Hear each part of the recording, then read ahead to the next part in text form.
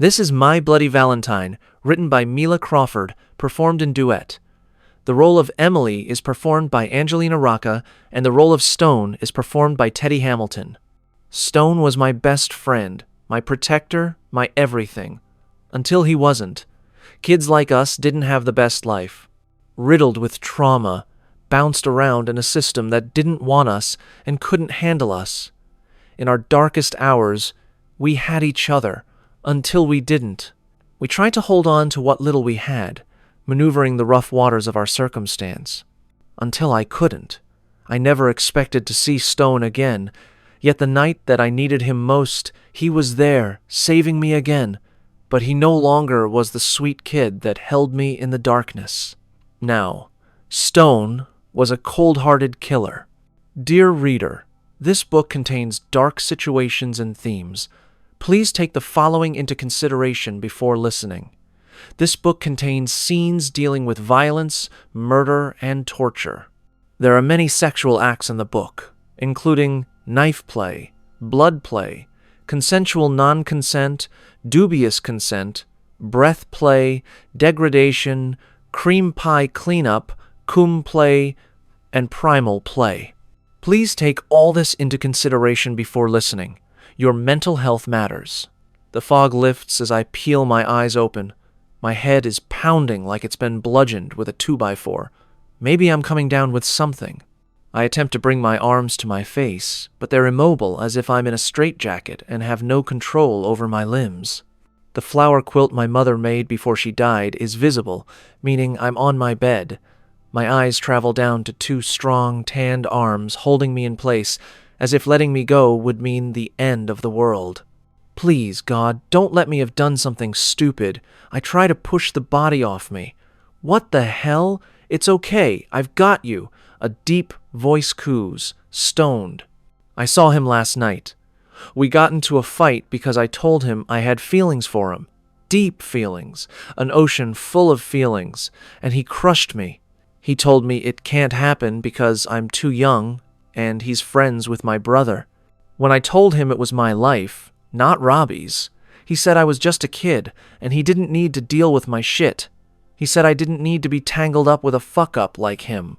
Told me how I was a sweet kid and said worry about school so I could get out of the neighborhood and make a better life for myself. Then he dug the knife into my heart by saying he's not into me like that and never could be. I called him a liar as tears streaked down my face. I tore at the necklace he gave me a week ago for my birthday and tossed it at his feet. His steel blue eyes locked with mine, and his nostrils flared as he picked up the necklace and walked over to me. His hands framed my face, and for a moment I thought he was going to kiss me, tell me how he loved me.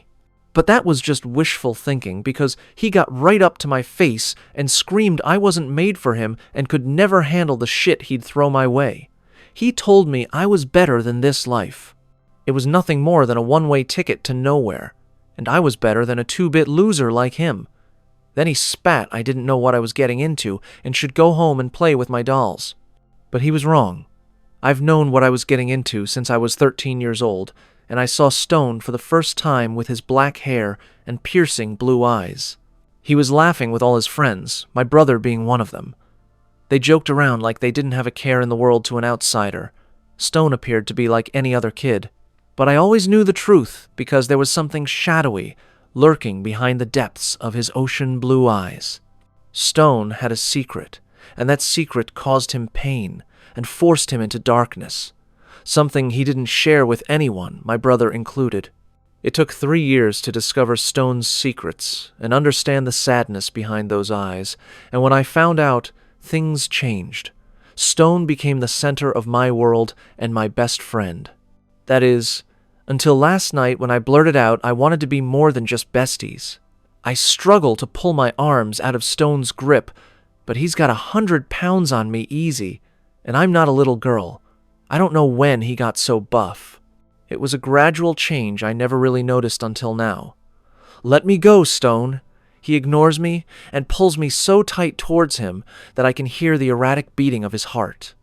He buries his face in the crook of my neck, and my body ignites at the sensation of his warm breath against my skin. Stone, Let me go. Talk to me. No, I'm never letting you go, because if I let you go, I'm scared something will happen to you, and I can't handle anything happening to you, Em. There's no fucking living for me if this world is without you. God knows I've already snapped. You're my lifeline, Em. You are the only thing that means anything. I push against his chest, and he loosens his grip enough for me to see his face. He's freaking me out. He sounds so crazy. The last time he was like this was when we found his mother on the bathroom floor with a needle lodged in her arm. The first thing I see is blood. So much blood. Stone, what the fuck happened? My hands roam the parts of his body I can touch, trying to make sure he isn't hurt. I've seen Stone bloody before. He'd get into tussles on the street. He doesn't run with those street boys anymore, but he looks like he's taken part in a massacre. There's so much blood. Not only are his clothes covered, but it coats his entire face. I can feel my chest constricting, and panic lodges in my throat, suffocating me. I don't think I can breathe. Stone? My voice shakes. What happened? What happened? Are you hurt? My questions are answered by silence. Stone ignores me and pulls me to him again. His hold tightens. He sways us back and forth like a mother trying to comfort a hysterical baby. His lips brush against the top of my head in a gentle caress. I've never been sure Stone has the capacity to be this gentle, but here he is, holding me as if I'm the most precious thing in the world to him. Stone, answer me, damn it. It's as if Stone's gone mute. Something's happened, and Stone is either not ready to tell me or not willing to tell me. I shove at him, freeing myself, and push off the bed. The first thing I notice are the splatters of blood on the wall, like some kind of Jackson Pollock painting, except there's no vibrance in color normally found in a Pollock piece. This appears to be splatters of red decorating a white canvas. My eyes follow the trails of blood from the wall all the way down to the carpet, where my father's lifeless body lays surrounded by pools of blood. I open my mouth to scream, but no sound comes out. Or maybe it does. I'm not sure. My eyes find Stone. He's hugging his legs and rocking on the bed. He looks like a scared little boy. The same boy who clung to his mother's lifeless body on the bathroom floor. I want to help him, but I'm not in a position to do anything after seeing my dad's bloody body. I can't lose you. I can't lose you. I had to do it. They wanted to take you away. My gaze moves from the body on the floor to the blood on Stone's face, traveling down his body with the splashes of red covering his green jersey. His hands are doused in blood like he's some kind of red-skinned alien from another planet. Then my gaze moves to the hammer lying beside my father's head. Stone killed my dad. The scream that escapes my mouth is shrill as the police siren rings out and footsteps charge up the stairs leading to my bedroom. Chapter 1, Stone. Have you ever seen something so beautiful you'd be okay about going blind if it was the last thing you ever saw? That's what it's like watching Emily. At the age of 12, we moved to the projects. Thanks to my mother's excessive drug habit, caused her to lose her job. She kept telling me it was temporary, but I'd watched her downward spiral for the past year. I understood the deal, put on a mask, and performed for the world, which was fine by me because I had no desire to expose my fucked up life. So I took on the role of the popular kid. I made sure everyone liked me everywhere I went. I made friends easily. I learned what people wanted and gave it to them. No one bothers to uncover the real you if they're getting what they want out of the deal. I was good at giving people exactly what they wanted. Being the child of a junkie taught me to slip a mask on easily. All the guys in the new neighborhood warmed up to me real quick. We were outside hanging out, and a flash of red grabbed me in its trance. This cute little thing with a soft, round face and wild, untamed, curly red hair, she kept staring at me, and I felt like I'd been split open. She didn't smile like the others. She cut straight into the sadness of my soul, like she could tell I was a liar, that I was just pretending. She was the warm sun after a frigid night. Even though I was scared of being burned by her fire, I was drawn to her. I wanted to bask in her glow. But letting her in was dangerous because she could bust open everything I'd tried so hard to keep hidden. That's exactly what happened when she finally forced her way into my life. She tore it limb from limb until the only thing that mattered was her. She became the center of my universe, and 10 years without seeing her hadn't changed that. 10 years. That's the last time I saw her. 10 fucking years ago. She tried to see me when I was locked up, but I wasn't having any of it. I should have changed her to me for eternity, but I was a punk kid who still felt like being noble. I wanted her to have a life of sunshine and roses, not realizing that for kids like us that shit doesn't happen. Now I know that life is a fucking shit show and glimpses of joy are scarce. That you need to scratch and claw for every piece of goodness because reality is perpetual darkness. The years have proven to me that the only way to get ahead in the world is to be a fucking bastard who takes what he wants without blinking. 10 years. The first 5 I couldn't get to her, and the second 5 she disappeared like a fucking ghost. I didn't even know where she was. Had I known, I sure as fuck would have had her by now. It wasn't until I was at a party at this guy Vance's with my buddy Karen that I saw the photo. Beside Vance's wife was Emily. I'll have another. The drunk at the bar belches as he slams his glass on the table. She's now a bartender at this local dive. The place is dangerous, and some seedy motherfuckers like to park their asses here at night. I've been having my nightly drinks here just to make sure no one fucks with her. The monster in me wants just to take her, lock her up in a tower, and bind her to my bed to make sure she's never out of my sight again. 10 years is a long time to go with your heart ripped out of your damn chest. I've been coming to the bar for a few weeks now, just watching her, and not once has she recognized me. That hurt at first. The two of us knew each other better than we knew ourselves. I never expected her to forget me when not one day has gone by where I don't think of her. She's still so fucking beautiful, with the same wild curls that frame her soft face. I remember when shit would get so bad that I'd just bury my face in that hair and try to shut it all out. My friend Kieran has been eyeing me for the last 10 minutes. You ever gonna make a move, lad? He flashes his infamous vampire grin. Most people think Kieran's a playful, charming freak because that's what he wants them to see, but I know better. I first met him just after he'd ripped out a guy's jugular and was holding the flesh in his hands, screaming like a madman. Then he walked up to me and said, "Let me clean up, and we'll go get a beer." It was like a switch. I thought I was good at masking my monster, but compared to Kieran, whatever fucked him up detonated a bomb in his head that was irreparable. But even though Kieran's unhinged, I'd even say clinically insane, he's also loyal as fuck. If he thinks you are worth it, there isn't anything he won't do for you. I lock my eyes on Emily as I take a sip of my bourbon. What you talking about? Out of all the bars in town, this place isn't where I like to spend my evenings. He scrapes an old piece of gum off the table with a butter knife. Like, seriously, dude? No one's making you. You're the one who wanted to tag along. It's not my fault. My cooler friends are all booed up. Vance is out there playing daddy, and Enzo won't go anywhere without Reese. They've turned into a bunch of pussies. He eyes Emily behind the bar. Looks like you're heading to Pussy Town too, but not the good Pussy Town, the loser Pussy Town. I point to Finn. You know, I think I prefer your brother to you. He at least doesn't constantly flap his stupid mouth. Kieran smirks as he leans back in his chair and eyes up Emily again. I'm sure I can get your girl in bed quicker than you with this mouth. The sting of the pain of broken skin comes before the sound of the shattered glass. I ignore the blood seeping from my hand as it drips onto the oak table. You get one warning, and that's because you're my friend. But if you ever talk about her like that again, I will bust open your head and not think twice about it.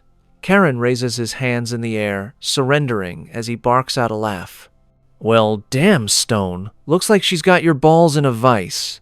I grab some paper towels and clean up the blood and broken fragments of glass just as the server rushes by. What happened? He glances down at my cut-up hand. You okay? Yes. It's nothing. I just tipped it over and cut myself while picking up the pieces. The kid looks at me suspiciously for a second. We lock eyes and he gets spooked like most people. My mom used to tell me it was my eyes since I was the son of the devil. They're an intense blue that either makes people fall into a trance or run away from me. My mom wasn't wrong. Most people get freaked out by me, but not Emily. She always saw past it until I gave her a reason not to. The kid nods, averting his eyes before scampering off. Thought the young buck would piss himself for a second, Kieran says as he lights a cigarette and takes a long inhale. He makes a perfect O before he butts it out. Why don't you just quit? Because I'm not a quitter. You're also not really a smoker. Never paid you for the type to want to hang with the cool kids. I tease. Finn chuckles beside him, his eyes cast down to his drink.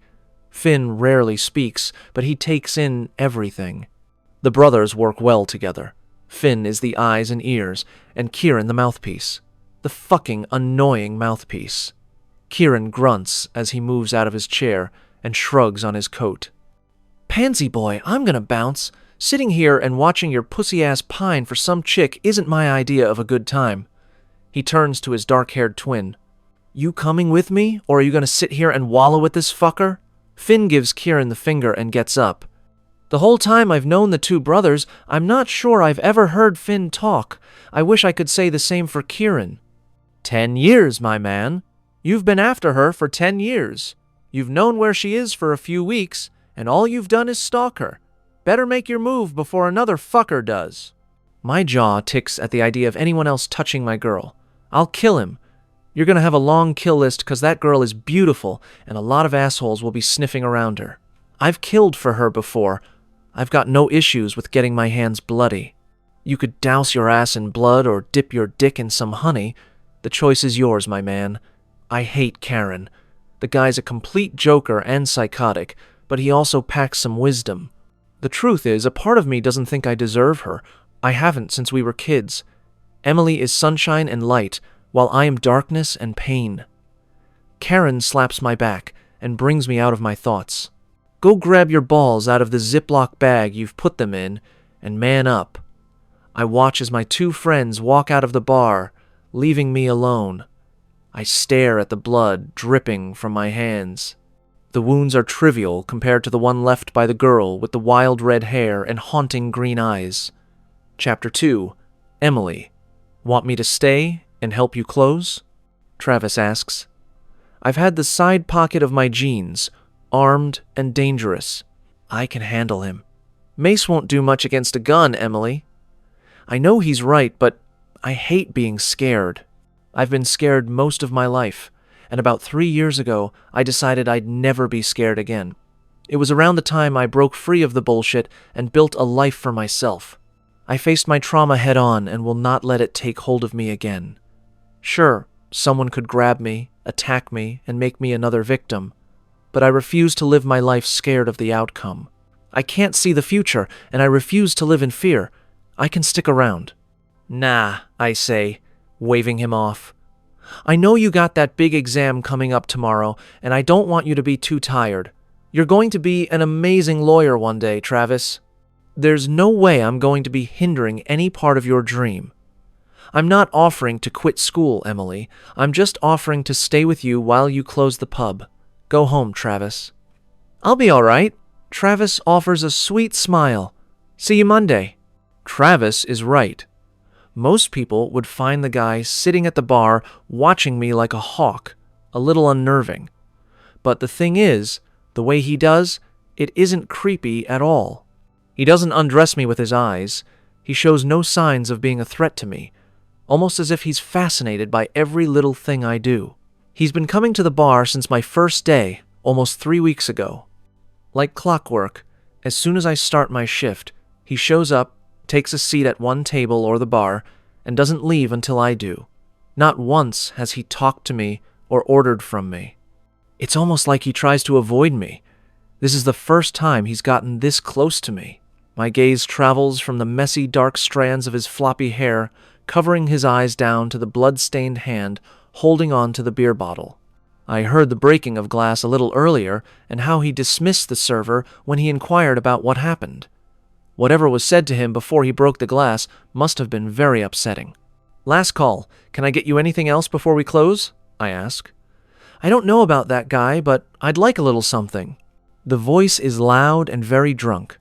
As I turn, I come face to face with a large, robust man staggering towards me. I'm not sure this guy needs a drink because he can barely walk in a straight line as is. I've been told drunks come by late at night sometimes as they're walking towards home. They seem to think it's a good idea to get one more drink in them before they pass out somewhere, sometimes even in the alley out back. In the 3 whole weeks I've been here, I've been lucky enough not to cross paths with one of them. Apparently my luck has run out tonight. Sorry, sir. I've had to close. Fuck that. You just told that guy over there he can have another drink. If he can get a drink means you're not closed, and I can get another drink. So why don't you be a good girl, sweetheart, and get me a bourbon? I don't enjoy being around drunk people. Maybe it's because my dad was a raging alcoholic, doing and allowing unspeakable things to happen to me, something my psyche has tried to deny my entire life.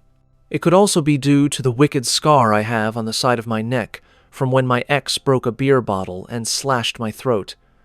Whatever the reason, I don't like drunks. I also don't like aggressive motherfuckers who think they can bully me around. I've been there, done that, and bought the t-shirt. There is no way I am ever visiting again. I glide my fingers underneath the bar and grasp the handle of the baseball bat.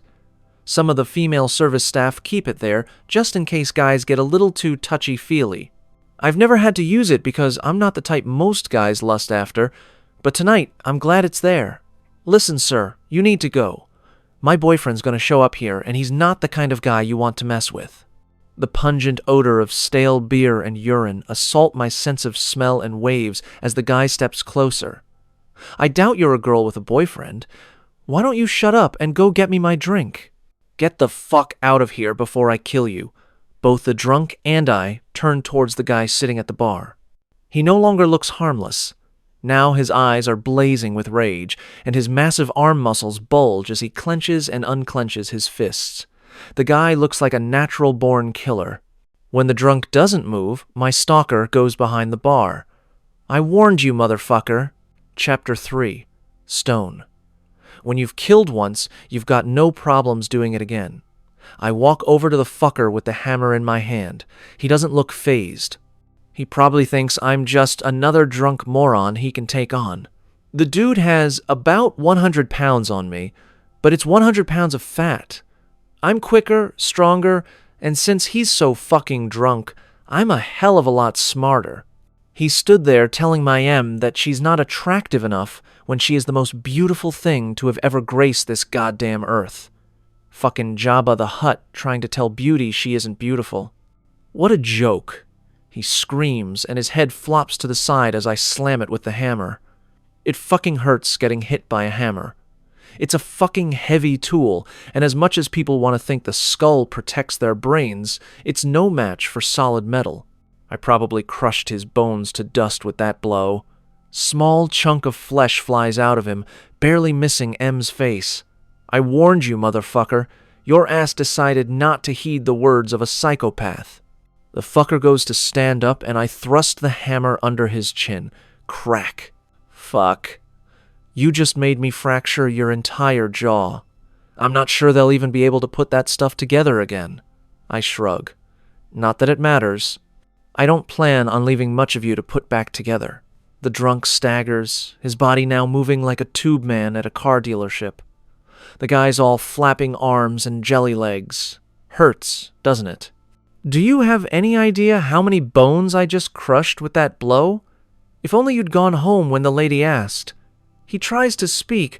I'm sorry, I can't leave. He tries to say more, but he can't. I made it impossible for him with that last blow. What's that, asshole? Do you want to beg the lady for forgiveness? I glance up at Emily, and she's frozen. It's that same fucking look she gave me 10 years ago, but it's too late to stop. I pull back the hammer and punch it into his ribs with all my force. A loud crack blasts into the bar as the metal shifts into his flesh. This is where a normal person would stop. Okay, not a normal person, but a normal psycho. And I could have been normal if I'd always had M. But 10 years living without my lifeline has made me, let's say, a little unhinged. Without Emily, there was no one to rein in the bloodlust that was always simmering under the surface. His flesh and blood surround my hand like a warm blanket as I push my way through his open carcass. You ever seen a beating heart? I learned this trick when I was in the psych ward. This was one guy's specialty. I didn't know that someone could watch their heart beating outside their body. I've always wanted to try it. I shoved my hand in farther, wrapping it around his beating organ. The thing about this system, they take relatively normal, misunderstood people and turn them into a thing of nightmares. I wasn't always like this. I used to have a conscience. But let's just say that now I'm nothing but a cold-blooded killer who likes to play before he's done with his prey. You'd think he'd be in unbearable pain, but you wouldn't guess by how still the fucker is. His eyes are wide with fear, but there's also a morbid fascination. Maybe the booze made him a little out of it, like he can't register what's happening to him. I dig hard and yank his most vital organ from his chest, watching as his eyes take in his still beating heart in my hand before he goes limp and his body crashes to the ground. Emily being there doesn't even register until she screams the same scream I heard 10 years ago. Fuck. I run over to her, refusing to let her freak out the way she did then. She flinches when my hand contacts her skin, and I want to take the hammer to my head and knock my brains out of my skull.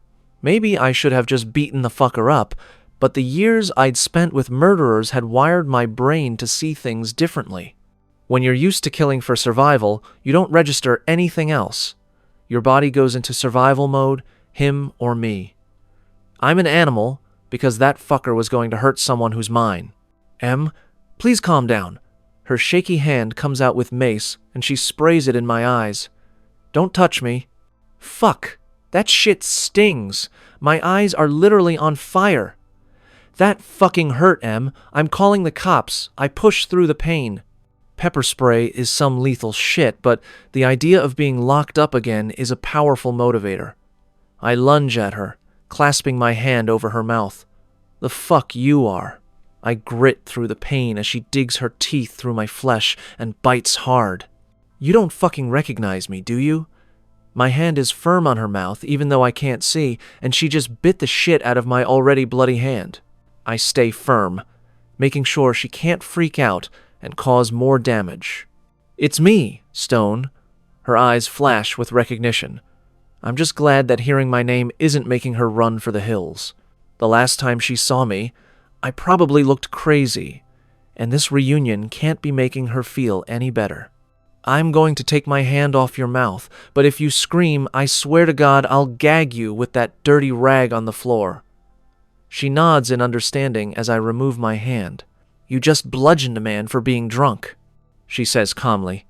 Yeah, well, he should have listened when I told him to get lost. You're fucking insane. When it comes to you, I always have been. Chapter 4, Emily. When it comes to you, I always have been. What the fuck is that supposed to mean? To this day, I don't know what happened that night. I just know that the last time I saw this boy... No, man, he'd killed my father. I wanted to go see him when they locked him up, but every time I went, they turned me away. Stone never showed up. I sat there behind the glass, my eyes fixed on the door, but he never came through it. After a year, I gave up. I figured he'd snapped, and everything was a mirage in my love-struck teen memory. So, I pulled up my big girl pants and moved the fuck on. Now here he is, looking every bit as crazy. The warmth of Stone's heavy body against mine is overwhelming. I'm not sure if I'm turned on, angry, or scared. The same confusion I felt as a teen is back again, with a vengeance. I never understood why I reacted so strongly to Stone. He's not good for me. But when I'm close to him, it's like the world disappears, and all I can see is him. He's not a safe bet. Maybe that's where the high comes from. With Stone, I don't know what I'm going to get, and that feeling of the unknown is like a potent drug. Once you get a taste, you'll always be an addict. He talks in a clipped tone into his phone, his body still pressed against mine, holding me in place. I need cleaners. It's bad, he says, before hanging up the phone. I think you'll need more than housekeepers to fix all this. Stone grins, that megawatt grin at me, making my heart pound erratically. It's not those types of cleaners. They wipe away crime. So, you do this often? Not as often as you'd think. Normally, it's clean and planned out. So, you kill? Just not as viciously? People rarely set me off. Business is business. It's clean. I can keep my shit together. It's only when it's personal that I go into a pretty fucking dark place. The way he speaks so casually about murder is frightening. Stone always had a cloud of darkness around him, but it seems like that cloud is now a full-on hurricane that's consumed him. I need to think. Something that seems impossible with him this close to me. Can you get off me? No. Get the fuck off me, Stone. No. Stone growls. His eyes appear wild, uncontrolled, and uninhibited. A chill runs through my body as I recognize the crazed look behind the blue pools of his irises. The last time I'd seen this same look was the night that the violent winds of life changed my faith in unimaginable ways. I'm not fucking getting off you. 10 fucking years, Em. I'm never getting off you again. His angry tone vibrates in the air, crackling and buzzing between us. I don't understand why he's so worked up about what happened because I tried to see him. He was the one who rejected me, refused to talk to me. I'm just about to ask him what he's talking about when the bar door crashes open and footsteps flood into the bar. Wow, it's like I stepped onto the set of a Saw movie. Which sequel is this? Like 10? Stone's breath tickles my ear as he whispers. I gotta deal with this, but once I'm done, I'm taking you home. Stone winks at me, his lips forming a cheeky grin before he turns to a big blonde guy who is smiling like a kid in a candy store. He pissed me off, as if pissing someone off warrants them getting bludgeoned with a hammer. The thing that shocks me about all this is that I'm not running, which probably makes me as certifiable as he is. I just watched Stone brutally murder someone in cold blood, and I don't seem to care. 10 years ago I cared, even though the man he killed was a monster. Stone didn't know the truth about my father and everything he had done to me, had been doing to me for years. Then again, neither did I until I started seeing a therapist 3 years ago to understand why I kept making horrible decisions that constantly put my life in turmoil. Apparently the therapy didn't work that well because I'm strangely calm after what I've just witnessed. I'm not sure who's the sick one here. Him? Or me? I stand behind the bar, wrapping my arms around my chest as I watch Stone talking to the big blonde guy. He's flashing what looks like vampire's teeth, while Stone playfully shakes his head at the gore in front of them. It's like a day out at a pub with the fellas, another day like any other. I'm not sure what Stone is into, but it's certainly not benevolent. Bile rises in the back of my throat when the blonde guy laughs while dipping his finger in brain matter and blood like it's some sort of finger paint. What did the guy do? Tell you your dick is too small or something? Like shit, I say that stuff to you all the time. You must really love me since you haven't taken a hammer to my head. Stone barks at a laugh before hitting the blonde guy on the back. Yet, you haven't gotten a hammer to the head yet. Push your luck and things might change. It's a strange sensation watching Stone joke so casually with this guy. When we were kids, there was always something strained in his communication with others, but he seems so inhibited now in some strange way as if he's finally at peace. Another guy walks in. He looks a bit like the blonde, but his hair is dark and his face much more somber. He hands a single purple rose to Stone as if he's attending some sort of dance recital. What the fuck is wrong with these people? Thanks, man. I almost forgot it's Valentine's Day. Tomorrow, I chime in. Stone turns to me and winks. It's Midnight Butterfly. I didn't realize how much I missed that name until he said it. I touch my neck, turning the pendant he gave me on my 16th birthday.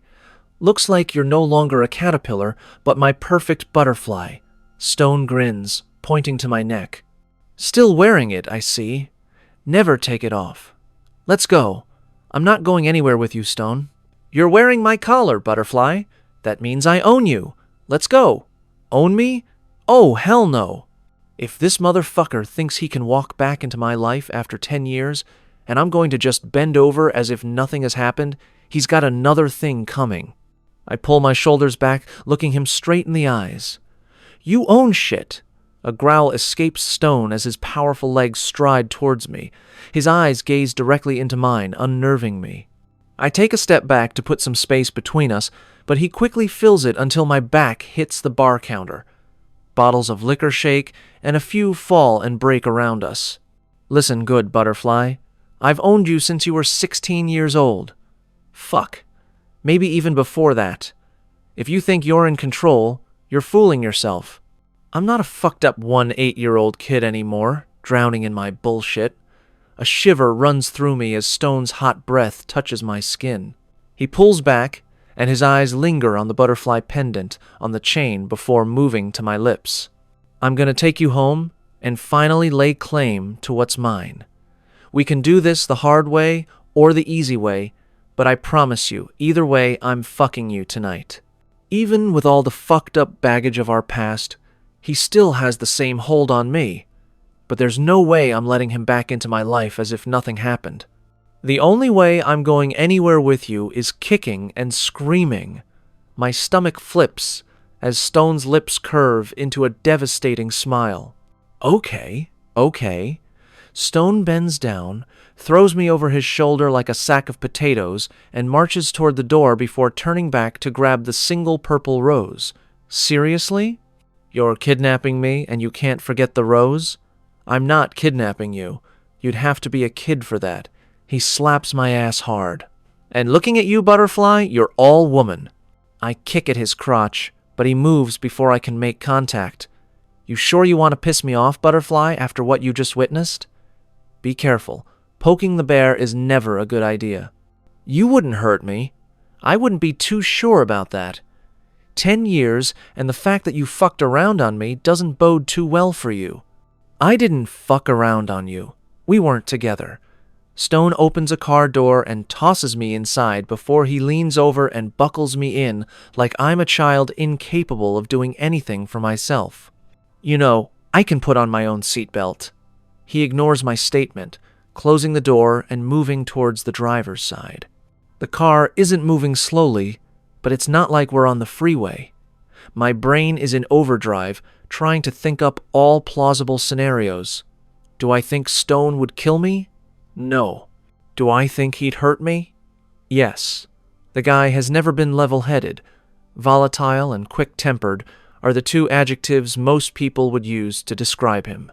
When I was younger, I found his brand of insanity sexy. But now I know it started me on a path of making poor decisions and picking toxic men, all because of my addiction to Stone. I glance at the side mirror, unbuckle my seatbelt, open the door, and jump. Fuck, it hurts. I'm sure I've scraped some skin on my arm badly. I don't stop to think about the pain much. Just get up and start running. The streets are quiet at this time of night. Asphalt and sidewalks with a random car. There isn't anyone out and about at 1 a.m, maybe a drunk here or there, but nobody is around who can help me escape a psychotic murderer. I hear the engine of a car revving, and Stone, the lunatic, is driving on the wrong side of the road. I run faster, but I'm no match for his car, and a sick part of me is worried that he might crash into another vehicle. The weird part is, I'm not concerned about the innocent victim in the other car, but about Stone. Chapter 5. Stone, I'm going to kill her. What the fuck does she think she's doing? She could get hurt. What if another car drove up as her reckless ass jumped out? My knuckles turn white from my grip on the steering wheel, and my jaw ticks. I grind my teeth so hard that they might as well turn into dust.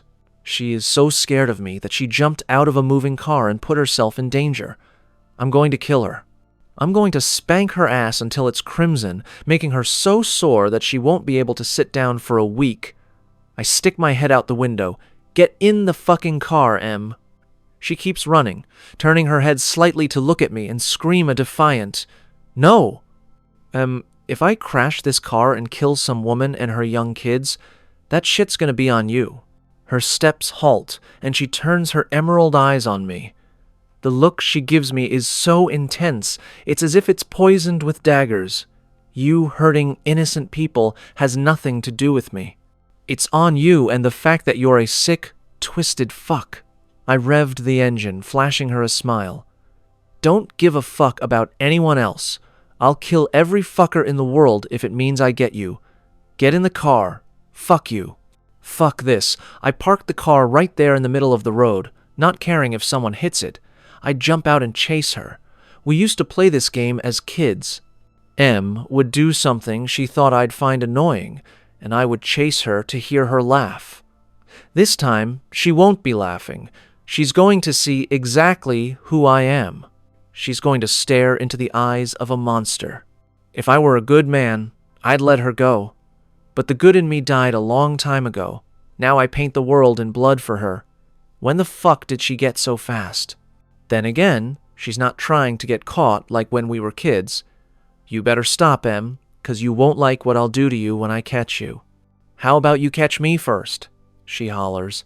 I've run from dealers, gang members, lunatics in the asylum, but nothing has ever motivated me as much as running to catch Emily. I wrap my arms around her, tugging her toward me. Tick-tock, time's up. Now you're gonna pay. Her heart beats erratically. Her tits move up and down to the violent rhythm. The fear is intoxicating. I like the power I have over her. Relish the control. My dick hardens and I press it to her back, making sure she gets a taste.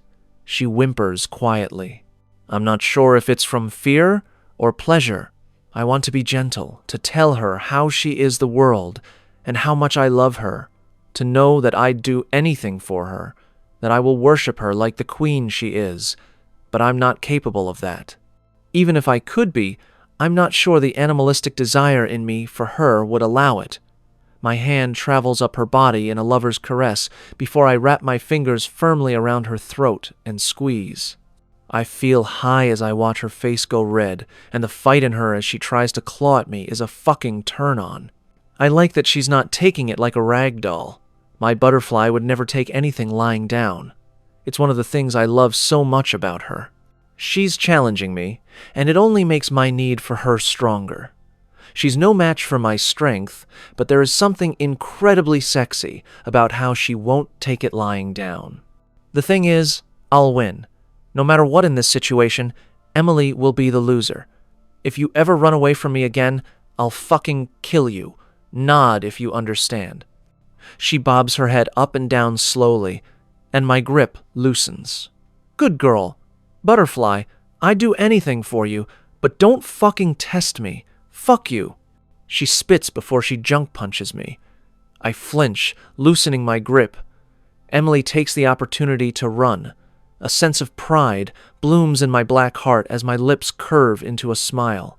I can't be mad when my girl is a survivor, a fighter to the end. She doesn't get far before I grab her by the back of her neck and pull her into the alley behind us, slamming her against the brick wall before I cover her body with mine. She makes me crazy, crazier than usual. Her breathing quickens as I slap my hands beside her head and press my body to hers. She's scared, but her dialed pupils and hooded eyes tell me she's turned the fuck on, too. I cover the space between us, surrounding her with every part of my body, edging my face right up to hers.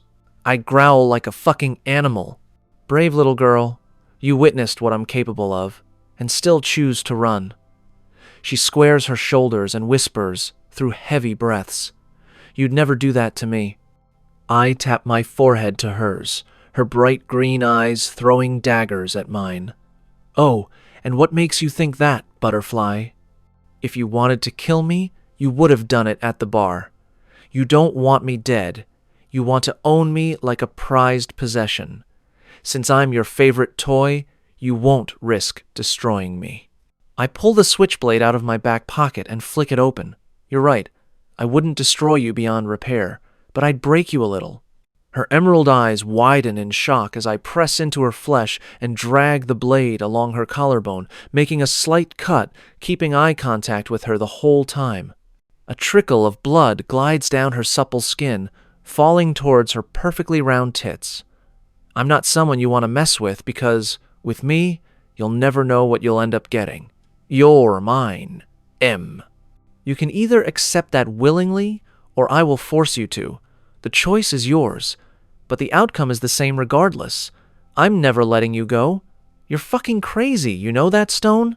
You're fucking insane. I am, and it makes you wet. It does not make me wet to be cut up by a fucking psycho. I cup her pussy, rubbing her through her jeans. You want me to rip these off and show you how much your cunt is gushing? She turns her face from me, but she can't hide the blush creeping up her skin.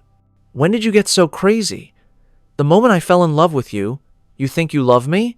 You fucking turned me away. I came by to see you for an entire year, day after day. I showed up at the psych ward and waited, hoping you'd talk to me, but you never came. You ripped my world apart and then left me alone to maneuver it all without you. Her words are like daggers slicing pieces of my heart in slow, methodical movements. Knives twisting in open wounds, making sure scabs never heal. I'm aware of what I did and why I didn't. I thought I was saving her from me. Back then, I was still lying about who I was, pretending I was some noble knight. But I know who I am now, and that Emily belongs to me, always has, and always will. What about now? Would you cut off a limb now? Now I'd cut out my heart. Therefore, when I tell you I'd kill you, a part of me means it. I'm not the same kid you knew, Em. Living without you was the worst kind of hell. I'm not willing to do it again. Don't fuck with me. No matter how far you go, I'll always chase you. You can keep running, and I'll keep chasing. You'll never get rid of me. My fingers dig into the flesh of her jaw as my eyes keep her gaze. I'm a junkie, Em, and you're the hit. I need you to stay straight. I crush my lips to hers. The kiss isn't soft. It isn't loving. It's full of the ocean of pain and violence stretched between us. It's an all-consuming kiss that possesses and ignites. My desperate need to show her she's all that matters, all that will ever matter. If there is such a thing as soulmates, then Emily is mine. She is the light to my darkness, the joy to my sorrow, and the life to my death. She whimpers against my lips. What if I don't want this? If that were true, you wouldn't have kissed me like your life depended on it. Doesn't it, though? Isn't me giving in to your obsession what's keeping me alive? No. My love for you is why you're still breathing. Chapter 6. Emily, fear, and lust are a combustible combination. That's what it's like with Stone. Always has been. But the thing about Stone is, underneath all the hate, anger, and violence, there's still the boy who was always there for me. We had a complicated and tangled history that tethered us to each other. But now, this man, he isn't the same. His love for me isn't the pure love it once was. It's now a sick, twisted obsession that seems to have taken over, driving him into the depths of terror. My fingers trace the shallow cut of my collarbone as I remember the warning in his eyes. I believe him when he says he might not kill me, but he'll break me. The thing about obsession is that it causes people to be irrational. To Stone, I'm his toy, and he'd rather break me than allow another to have me. He'll create a prison and lock me away so he can say he possesses me. His hand remains on my thigh for the remainder of the drive. His finger is digging into my flesh every few seconds, as if he's trying to reassure himself that I'm real and there with him. He used to do the same thing whenever I got too much as kids. We'd sit in silence, and he'd just hold on to me and squeeze like I was the only thing keeping him there. We're in the car only 5 minutes before Stone parks and turns to me. We're here. I'm shocked that Stone has been living this close to me, and I had no idea. The building is one of the nicer ones in the neighborhood. It's gray brick with stairs leading up that are still in place, not destroyed by years of neglect like the rest of the neighborhood. When I moved here, I had other options. My best friend Clarissa's husband offered me a job in one of the many high-end nightclubs he owned, but I wanted to do things on my terms. It was important I stand on my own and not owe anyone anything. My whole life was this game of debt, and I was tired of paying it.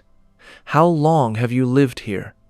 Stone is silent, his eyes focused at the windshield. When he finally speaks, he refuses to make eye contact with me. 2 weeks and 6 days. That's how long I've been working at the bar. Yes. Wait, did you move here because it's close to the bar?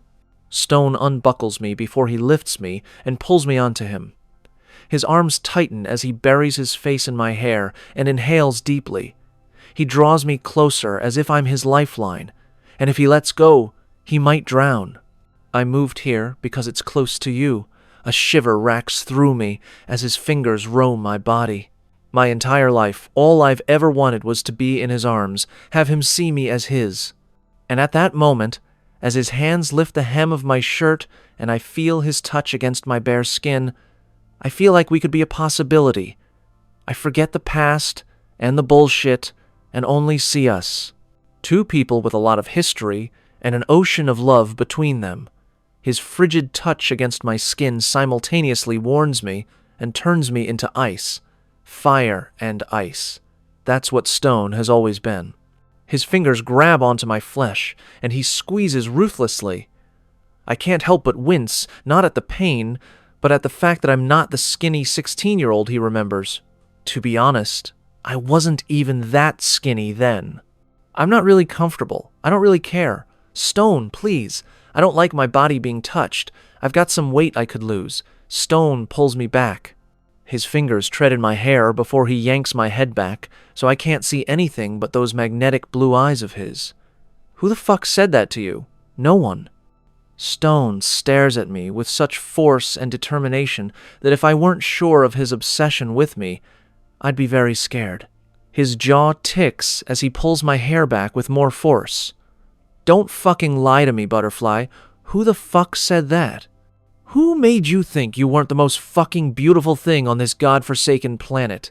I tug at my shirt, trying to pull it down. Stone grabs my chin, forcing my gaze to his. My eyes flutter closed, and I take a harsh breath. I can afford to lose a few pounds, okay? No, Stone says vehemently. His eyes are full of rage and lust. He fists one of my breasts in his hand and squeezes hard, his thumb flicking back and forth on my rock-hard nipple. I can't help getting lost in his touch. There is something about how he takes what he wants from my body. That's a complete turn-on, because with Stone, even with all his violence, I'm valuable to him. I matter. I matter. You can't afford to lose shit because every single pound on you is mine. And I refuse to let the woman I love most in the world change to blend into some bullshit societal norm. I used to fucking whack off to these tits. All I could think about was how I wanted to fuck them while your perfect lips were wrapped around the tip of my cock. The icy touch of metal presses against my flesh as he cuts my shirt with the same knife that he used not too long ago to mark my flesh. Hey, that's one of my favorite shirts. He smirks as he glides the blade down my body. I wanted to see you, and it was in my way. I have no problems cutting open anyone or anything that dares keep you away from me. Stone glides his hand up my body and, with one move, unhooks my bra, giving himself complete access to my breasts. You're not going to even ask permission, huh? You don't want me to, Butterfly.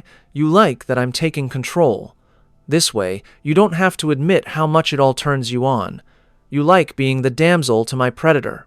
He pinches my nipple between his fingers, and he floods to my center.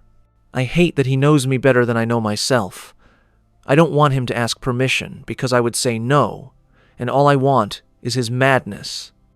It's all I've ever wanted, is to be completely immersed in Stone. I've never been so turned on in my damn life, and all he's done is touch my breast. He pulls my nipple so hard that I think he's going to rip it off. All humor has left him. The steely look of anger remains on his handsome face. I never want you talking shit about your body or any other part of you ever again, you hear me? Yes, I pant, lost in the euphoric pleasure of his touch. The pain helps me feel alive in a fucked up way, like I'm special. The hunger in his actions demonstrates his need for me, and that makes me feel unique and beautiful. I should be worried about how he's got no issue with hurting me, but there is something in his touch that grounds me, something I've longed for all my adult life, but have never gotten. There is beauty in his violence. "Unbuckle your pants for me," he demands. What? We're in public. The idea of having my most intimate parts exposed for others to see doesn't seem very appealing. I've always had insecurities about my body. The idea of being exposed and vulnerable through nudity is the stuff of my nightmares. I don't hate my body. I just don't want others to see it. Stone growls at me as one of his hands comes up to my face. At first, his touch is light, but far too quickly his hand tightens around my jaw aggressively, making me wince. He bends his face so that it's barely touching mine. I don't give a fuck. Unbuckle your pants. Now, shame and excitement course through me. My body wants to bend, even though my mind tells me to run. That stone is unbalanced. For all I know, once he has sex with me, he'll chop me up and bury me in the woods somewhere. What if I don't? I'll take it. So he'll rape me? It's not rape when you're willing. You want to give in to me, Butterfly, but something is stopping you. I've got no problems working in the gray. Fuck. For you, I'd work in the black. It doesn't matter how I have you, as long as I do. You know what it's like to be dying and suddenly saved? That's what you are for me, Em. I have been dying, and because of you, for the first time in 10 fucking years, I don't want to walk into the abyss. So yes, I'll do anything to have you. I don't care how fucked up it is. I know he's serious, because he's like a starving animal. He'll do anything and everything to get a taste of a meal, and in Stone's case, that meal is me. If I don't give in, he'll make me. But the thing is, I want to give in. I want him to take control, to demand what he wants, and for me to have no choice, because then I can deny the truth. But Stone has owned me from the first time I saw his black hair, blue eyes, and the broken lies he was hiding. I pin him with my stare, challenging him. Then take it. Chapter 7, Stone. Still, a pushy little thing who doesn't know when to quit. Em has always been a handful, but I knew how to control myself when we were younger. She was 16. Fucking her was out of the question. I didn't need to mess her up. I sure as fuck didn't want to sully the perfect Madonna. That's what Em was for me then. This perfect creature that I put on a pedestal and never wanted to sully. She was mine to adore, but I wasn't the type to worship at the temple of her body. I'm still not that guy. She should be with a good man, a man that can love her like she deserves. But she's in the clutches of a monster that won't ever let her go because Emily is my oxygen. I need her to survive. I flick the button of her jeans with the knife and use the sharp tip of the blade to pull down the zipper. Em takes a deep breath, but doesn't make any move to stop me. Placing the blade between my teeth, I use both my hands to peel the denim from her sexy thighs. Pretty in pink, I growl. Cupping her through her pink cotton panties, I pinch the wet spot and Emily moans, arching her back. You keep saying that you don't want this, Butterfly, but your wet cunt is calling you a dirty liar. You want me to fuck your pussy until all you can do is cry my name from your pretty little mouth, don't you? She shakes her head, pursing her lips. No. Is that why you're grinding your clit into the palm of my hand? It's just a reaction. It doesn't mean I want you. Is that so? I chuckle as I let one finger slide into her panties and brush against her clit. Please, Em begs. I chuckle. Please, what, Butterfly? You know what? I'm gonna need you to say it. I don't want to be labeled a rapist and all that. She props herself up on her elbows, her eyes shooting daggers at me. You got no problems with murder and abduction, but you draw the line at rape? I am a monster with morals. I shrug as I glide my finger up and down her slit, avoiding her clit completely. Why are you such an asshole? She sighs. I smirk. Why are you so stubborn? Stone, please. I pull my hand out and glide my finger, glistening with her sweetness along her full pink lips. Open your mouth and taste how wet you are for me. No, put it in your own mouth. I thread my finger through her hair, yanking her head back. Her green eyes shoot lasers, the sweet way she used to look at me gone, and turned into something else. I feel something ugly in me twist up, making me want to hurt her because for 10 years I've been destroyed without her. I trail her juices along her lips. I wanted you to ask nicely, but now I want you to beg. It won't happen. You can go to hell. Butterfly, I've already been there. I open the car door and drag her out by her hair. Stone, you're hurting me. Should have thought about that when I asked you nicely. Bad girls get punished. Stone, I'm sorry. Please don't do this. Emily begs. My chest constricts at her cries. I don't want to be an asshole, but she's forcing me into this. I'll make it up to her, but she's got to understand that she belongs to me. That she's mine in every way. I hate that part of her is holding out on me. I don't want that. I want her to be free with me. Stone, what if someone walks by? There's barely anyone walking around this late at night. The street is bare, but I'm so ravenous, I wouldn't even care if we had an audience of 1 million. I need her now. Then they'll see me fucking my woman. I grunt, bending her over the hood of the car, her perfect round ass at my mercy. I'm not yours. Rage pours from the depths of my dark soul at her words. The fuck she is in mind. My hands curl at her hips as I lift her, flipping her so that her ass is now on the hood of the car and forcing her legs open for me. Her breath hitches, her gaze fixed on the blade as I trace the line of her panties with it. Her body shakes, not from the cold, but from the threat of what I might do to her. Stone, don't do anything crazy. My eyes lock with hers as I bring the tip of the knife to the seam and rip the panties off her. She sighs in relief as my fingers graze her silky cunt. I smirk at her before dropping to my knees. She's so perfect, pink, and pretty. I rub my nose against her bare, warm slit. You smell so fucking good. I could die a happy man buried in your pussy. Hug. Emily moans as I scatter gentle kisses along her sensitive flesh. I growl into her pussy, enjoying the way her body shivers. You've always been mine. You need a reminder.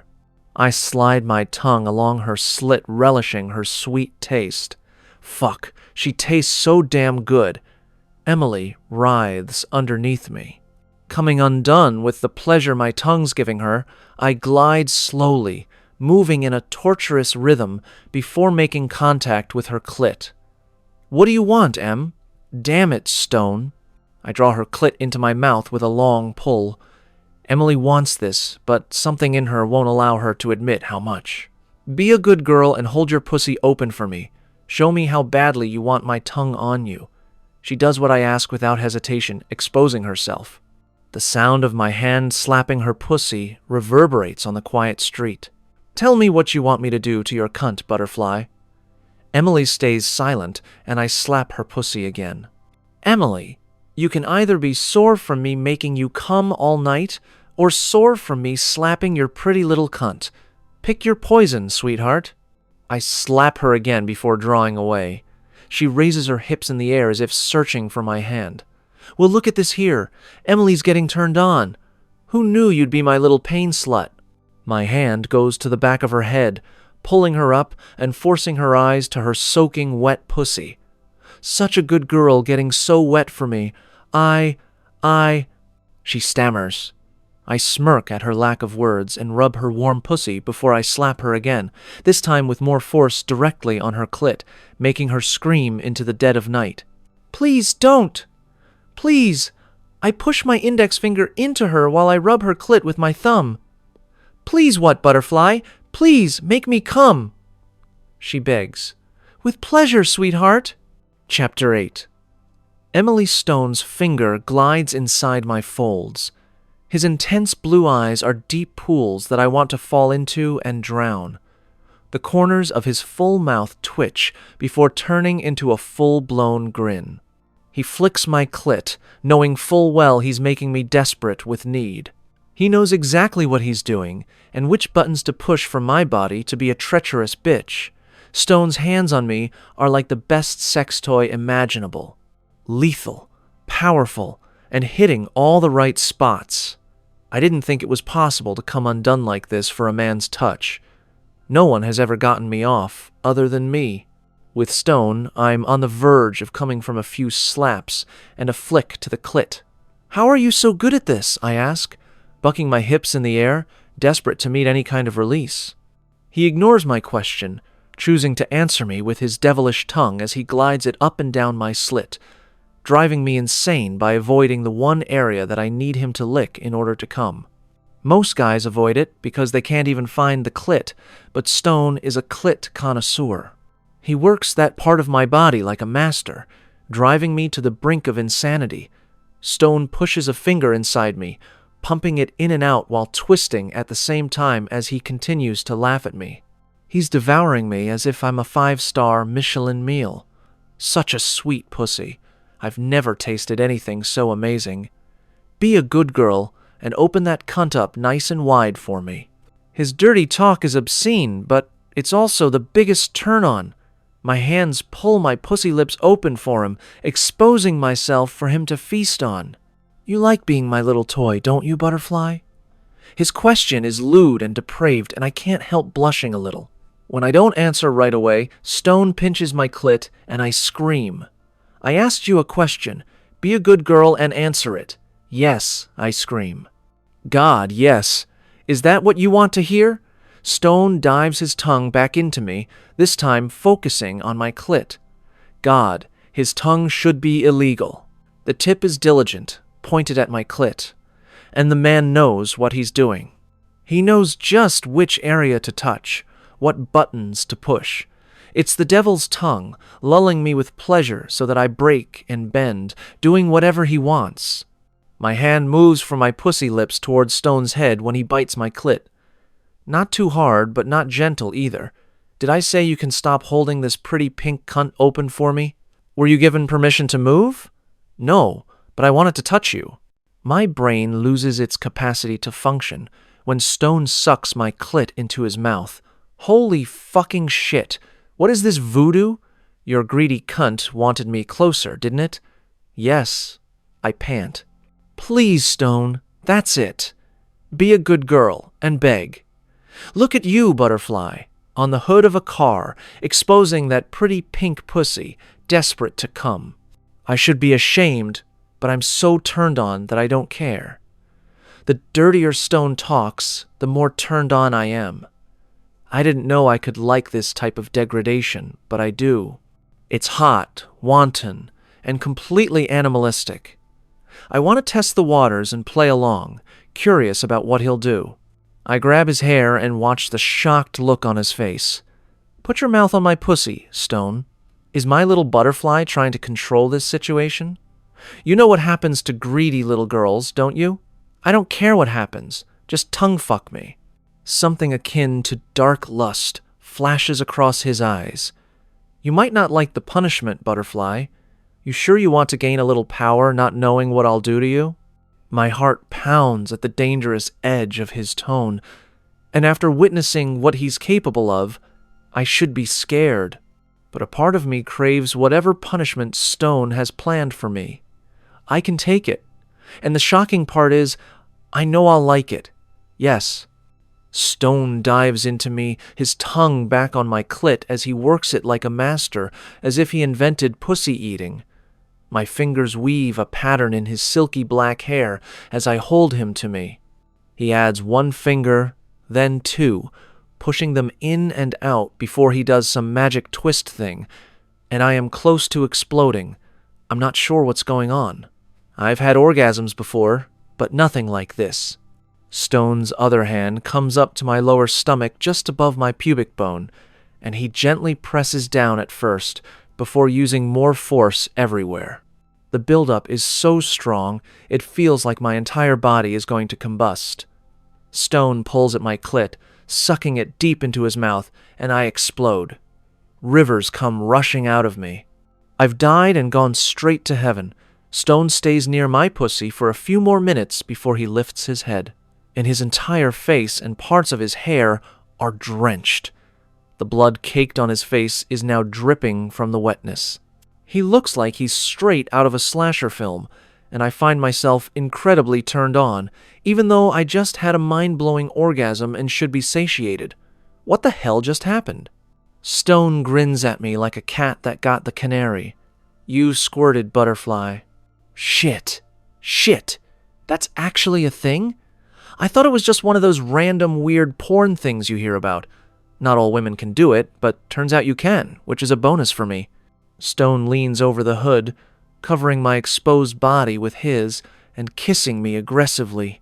The crimson blood on his face drips onto my skin as he grabs my bottom lip between his teeth and tugs before he sinks his teeth further, and my mouth fills with a metallic taste. Ouch! Stone gets a mischievous glint in his eyes. Didn't think I'd forget about your punishment, did you? What are you going to do to me? Chapter 9. Stone. You asked for it, butterfly. I tease, flicking her nipple. I don't waste any time as I unbuckle my pants, releasing my cock. Emily licks her lips, her eyes focused on all the right places. I know Emily wants me. You can't have the history we have and not want the passion that was denied us. The timing wasn't right then, but now nothing's going to stop me. I shift her to sit on my lap. What are you doing? I rub the tip of my dick along her warm slit. I'm not sure exactly what I'll be doing to you, butterfly, but I can promise you'll enjoy every filthy second of it. Emily lifts her hips, trying to meet my cock. Already greedy for more? Her teeth scrape where mine had a moment ago as she pulls her bottom lip through them. With no warning, I ram into her pussy with a groan. Fuck. Paradise. She's motherfucking paradise. I might as well call her God because her pussy is the edge of heaven. 10 years I waited for her. 10 years to finally possess her body the way she's possessed my crippled heart. I slam both her hands behind her head as she tries to touch me. You gotta touch me when I ate out your sweet cunt. You don't get another free pass. Her big tits bounce, driving me mad. I grab one as I bring my mouth to it and tug one perfect pink nipple with my teeth. Stone. She moans as I pump into her. There is nothing gentle about the way I'm fucking her. I can't be gentle. Seeing her naked turns me into a feral animal. She isn't getting the face I put on for the world. Emily is getting the real me, the monster, the psycho. She is experiencing me naked. I suck her nipple as if trying to suck out her soul. I want her to take all my darkness and crave it like a drug, the way I crave her light. Her little whimpers urge me on. The fact that she loves pain makes my cock harder for her. I never thought my sweet butterfly would be in the dark the way she is. It's a pleasant surprise, one that I plan on taking full advantage of. I gently graze my teeth against her nipple, and she whimpers in pleasure. Do you want it to hurt, butterfly? Do you need me to make it hurt? Hurt me, Stone, she whispers. I love how depraved she is. She can deny it all she wants, but Emily wants the darkness. She doesn't want to admit it yet, but she will. I bite down on her perfect nipple, and my mouth fills with the metallic taste of her blood as she moans into the night air. Fuck. Even her blood is perfect. My thoughts aren't normal. I hate that I'm so fucked up. She deserves better, but unfortunately for her, she's the only thing in the world I want, and I'm gonna keep her forever. You like being my little pain slut? Yes. I streak blood against her cheeks before wrapping my hand around her throat. Who do you belong to? Myself. Wrong answer, butterfly. I squeeze and watch as her eyes go wide in terror. Fuck, the fear in her eyes is so hot, I'd never hurt her. The idea is ludicrous because Emily is the only reason I want to live. But fuck if that fear is not the hottest thing I've ever seen. Emily doesn't fight me. Her hands move to my body, and her legs wrap around my ass. Pushing me further into her, my beautiful butterfly is just as corrupt as I am. She gasps for breath as I release her throat. I pull out of her, climb on top of the car, and sit under her face before grabbing her hair.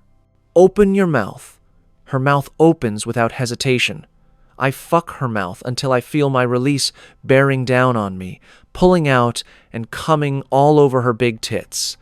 Look at you, my perfect little canvas. I'm gonna enjoy painting your entire body in cum and blood. Jesus, look at that slut. She must be a junkie whore. A voice from behind me says, "My body goes still." I peer down at my girl and kiss her on the tip of her nose. Excuse me, butterfly. I jump off the car and adjust myself before walking over to the asshole. Hey, buddy. The guy smiles at me, thinking this will be a friendly, neighborly visit. You done with the whore? 'Cause I wouldn't mind getting in on that. I slam his head against the wall and watch as it bounces off the brick like a ball. His body collapses on the ground, one hand clutching his face as the blood oozes from him.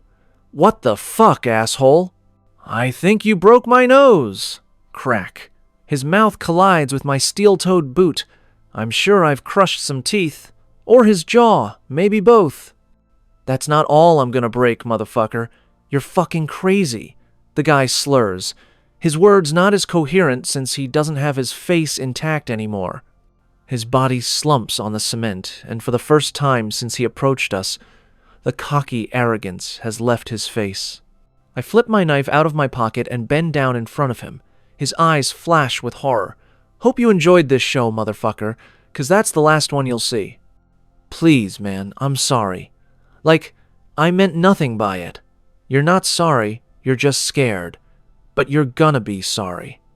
I dig the knife into his eye, circle the blade in the delicate flesh, and cut out his eyeball. I watch as the fluid pours and he screams. I pick up the eyeball from the ground and slice it open, seeing the black inside. Huh, did you know the inside of an eyeball is black? I toss part of the eye at him. I had no idea. It's kinda cool. What the fuck, man? He screams. His body shakes as I dig into his back pocket and grab his wallet. Today is your lucky day, Chad. I'm not in the mood to clean up a bigger mess. I snap a picture of his driver's license and social security number before tossing him his wallet. Don't think about snitching. If anyone asks, you got mugged from behind and saw shit. If you open your flap, I promise you I'll kill you and every single person who has the misfortune to be loved by you. You got me? The guy nods and I kick him in the gut. Use your words, asshole. Do you understand me? Yes. Good. Now take your phone and call the cops. I turn around and see M staring at me, her mouth slightly open. I don't say anything as I grab her by the hand and take her inside my apartment. You're gonna just leave him like that? The cops will come after you. I'm touched, Butterfly. You worried about me? Chapter 10. Emily. Am I worried about him? Yes, I am. I shouldn't be, because the reality is Stone's unhinged. But the idea of him being locked up makes it hard to breathe. Stone has always flirted with the dark. Maybe that was what made my teen heart race. But now, he's gone way beyond flirting. Stone is the dark. I cast my gaze to the ground and tell him the truth. I don't want you locked up again, even if you deserve it. He pulls me further into the apartment and locks the door behind us. I'm exposed, completely naked while Stone's fully dressed. The guy was right. I look like a fucking whore. His hand grips my jaw as he pulls my face up and pins me with his eyes. He says nothing, just breathes heavily. But I can tell by the way his jaw ticks that he's pissed. I push at his chest, but he's immobile, and frustration bubbles up inside me as I desperately try to hold back the angry tears that threaten to fall. I refuse to let him see me cry. I haven't cried in 10 years, and I'm not about to break down now, especially over the man who caused those tears to dry up years ago. My arms fly wildly as my fists beat into his chest, and I scream. I scream so loudly that I'm sure someone will call the cops. But I don't care. Stone tries to restrain me. But I fight because that's all I've ever known. All men have ever taught me is to fight, because if I don't, they'll use me until there's nothing left. Stop it, M. You're gonna hurt yourself. Stone pins my arms against the wall, imprisoning me. I hate him. I hate what he did 10 years ago. I hate that he's here now. But I also love him. I never stopped loving him, and I never will, but I'm not willing to tell him that part. So, I tell him about the only other truth in my heart. The only person who's ever really hurt me is you. You can lie to yourself all you want, Emily, but you can't lie to me, Stone says. The venom in his voice is clear. I'm the only one who's ever protected you. My whole damn life has been about protecting you. I tuck up my arms, he lets go, and I slap him in the face. Protect me? What he did was expose me. What he did was rip my heart to shreds and abandon me. He opens his arms and steps closer to me.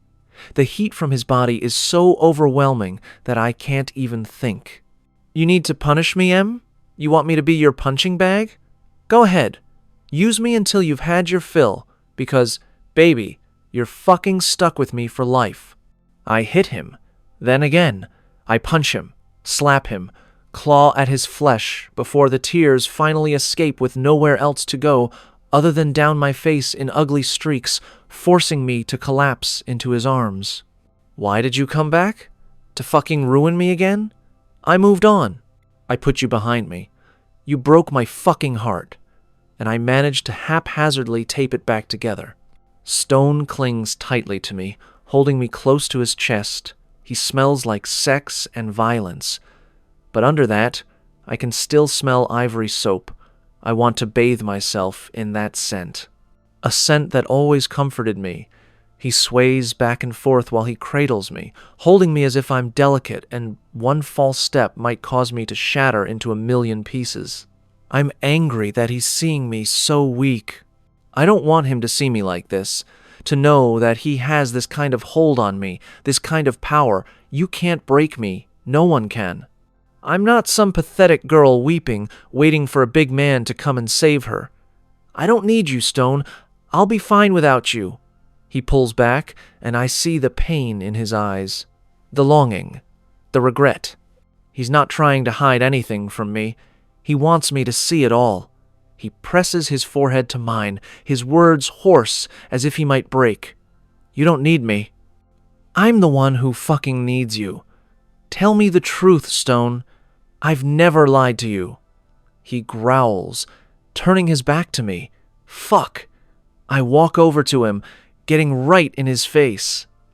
He looks like he wants to punch something as his hands form fists at his sides. Fucking talk to me. It's been 10 years. You own me. Stone's fist connects with the wall behind my head. Fragments of paint and drywall fall to the floor. I turn to see the giant hole in the wall. More evidence of his volatile temper. Typical. Whenever you can't fucking function like a normal human being, your solution is to hit or murder. What are you gonna do, Stone? Kill me because I won't let you keep me in the dark anymore? His eyes flashed with anger, then pain. The anger I can take, but the fact that I'm the reason he feels any pain slices through me, leaving me raw and exposed. The pain is short-lived because the rage takes hold of him. His nostrils flare and his blue eyes become distant and ice-cold. He steps up to me, closing the distance between us. In this situation, I'm the one who has no breathing room. I'm protecting you, he snarls. No, you're not. You're lying to me. I need to understand what happened. You got any idea what I've been through? Any idea of the horror I've experienced? He goes still. Stone says nothing. His eyes flash with genuine fear, something I haven't seen since he was 13. What have you been through? It doesn't matter. That's in the past. He presses his body up against mine, and I step back until I hit the wall behind me with a violent thump. That's it, Butterfly. It's the past. It doesn't matter, so I don't need to tell you shit. Rage consumes me, and I take a step forward, placing my hands on his chest. I push him with all my might. Stone doesn't move. It's like hitting a mountain and hoping I can make it crumble. It's a challenge to see who's in control. I'm not stupid. I know he has the upper hand with sheer strength, but he doesn't know that the girl he is looking at now has the will of a fucking lion. It's not the same, Stone, because the last 10 years you haven't been a part of my life. Stone crowds me, using his bulk as intimidation. His head bends down as he towers over me. Because they locked me up, and when I got out, you'd practically disappeared. Who the fuck is Emily Willis? It's the name I used to hide from Robbie. Why the fuck would you need to hide from Robbie? Because he tried to rape me. Red. I see red. Lock the doors and don't fucking go anywhere. I'm gonna bury that motherfucker 6 feet under and make it hurt. What the fuck? I should have known the asshole was as fucked up as his father. Jesus, she's his sister. He's in jail. You're gonna have a hard time covering that up with all those cops and guards around. I'm a fucking asshole. I banged her on the hood of a car like an animal. She's right. I have no idea what she's been through in the last 10 years. She's standing there naked, her arms crossed like she's in control of everything, holding her head up. My little butterfly. She's so fucking strong. She has more strength in her pinky finger than most people do in their whole being. She's a hell of a lot fucking stronger than me. I can't stand to see her naked anymore. Not because it isn't a turn-on, because it is. If it were up to me, Emily would be naked in my apartment and never wear clothes again. But right now, she needs armor. Something to shield her from prying eyes. Even though it pains me to have her cover up, I feel like it's something she needs. I open the closet door, pull out a long black coat, and walk towards her. Every step I take forward, she takes one away from me. Why is she so frustrating? I grab her arm, forcefully dragging her to me, and drape the coat over her. I'm surprised she doesn't throw it back in my face after what I just did to her. When? When did it happen? She tugs the coat closed, shielding her body from my stare as she glares at me. Fuck you. I'm not telling you shit. My chest feels tight, and a stabbing pain shoots through what's left of my heart. She's so frustrating. Why can't she just do what she's told for once? Don't fuck with me, Emily. You know what kind of monster I am. Yes, I'm very well aware of the asshole you've turned into. I grit my teeth, trying not to scare her, but she's starting to piss me off. You were fine begging this asshole to tongue-fuck you not too long ago. Her lips turn up in a smile, but it's not the sweet smile I'm used to from him. This smile is dark and diabolical. Yes, well, you give good head. And it's been a while since I've gotten off. Before I can even think about it, I grab her by the nape and pull her to me. You fucking know that's not all it was. What else could it be, Stone? It was an itch, and you made a good scratching post. You belong to me. I haven't belonged to you since I was 16. I trail one finger against the butterfly pendant. Why do you still wear the necklace, Em? To remind me never to trust a man again. A good reminder, since it was given to me by the first man who ever fucked me over. She took the first shot. She aimed it at my heart and pulled the damn trigger. I never betrayed her. I fucking loved her. Still love her. I would die for her. Fuck this. I grab her by the hair and pull her down the hallway. Huckstone, you're hurting me. You already think I'm capable of it. Might as well give you a taste of what me hurting you is like. Self-loathing consumes me. I'm not good enough for her. I've always known that, but I never thought she could look at me with that level of hate in her eyes. If I can't win her back, I'll force her to stay. Either way, I'm good. Eventually, she'll learn to accept it. We all learn to accept captivity, bend to it to survive. Emily will do the same. Stone, please. She begs as I toss her onto the bed and start rummaging in the dresser drawer, pulling at a pair of handcuffs.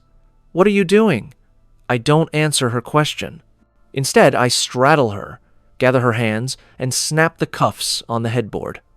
I'm going to ask you one more time. Who do you belong to? Myself. No, Emily, you don't belong to yourself. You've always been mine, just like I've always been yours. We are under each other's fucking skin and pump in the other's blood. I'm going to ask you one more time. Who do you belong to? Myself, she screams. I take out a knife. Emily's eyes follow the blade. What are you doing with that stone? Remember when we were in school and we had to put our name on all our belongings? Stone? She warns, but I'm too far gone. like a madman consumed by desire and desperate for breath. Before I can stop myself from completely falling into the abyss of madness, I carve my initials into the flesh between her breasts. Chapter 12. Emily, you're fucking certifiable. They should never have let you out. I scream as the blade slices through my skin. The pain isn't unbearable. In a fucked up way, the pressure of the knife piercing my skin mixed with the wild look of passion in his eyes makes the act enticing. I'm not sure what's wrong with me, but I like stone cutting me, knowing that he is so desperate for me that it's driven him mad. If he's a psycho, what the fuck am I? I know you've already fucked people, Emily. Knowing that some other fucker already touched what belongs to me is enough to drive me crazy. So you should have been a good girl and admitted that you belong to me. He points the tip of the blade at my face. The reality of this situation hits me like a 2x4 to the head. I'm fucking scared. I don't think he'll mark me up like a butcher, but I never thought he'd cut his damn name into my flesh either. I'm in love with a madman. Who cares if I've had sex with others? I'm not here putting a knife in you because of all the girls you fucked. Stone drops the knife and cups my face in his hands. The action isn't one of those tender moments. His touch is angry, and he makes sure I feel his emotions with the force he's using. I haven't fucked anyone since you. What? There's no one else I want. You're it for me, Emily. I only want you. But you've had no problem letting others taste what belongs to me because you can't admit you're mine. Stone pushes my legs apart, and with no warning, he shoves his dick inside me. But you'll understand soon enough, Emily. I'm all yours and you're all mine. I'm gonna fuck you until you can't see anything else but me. Nothing but me. I didn't enjoy it. I scream as his cock mercilessly slams into me. Stone's teeth graze my nipple before he sucks it into his mouth. You cut me up because I slept with someone else? Partly. He grunts. I also need you to see my name every time you look in the mirror if you get the idea to leave me. Because it can get much worse for you, Butterfly. This is your new normal. The sooner you get used to it, the better. I need you so much, baby, that I've gone insane.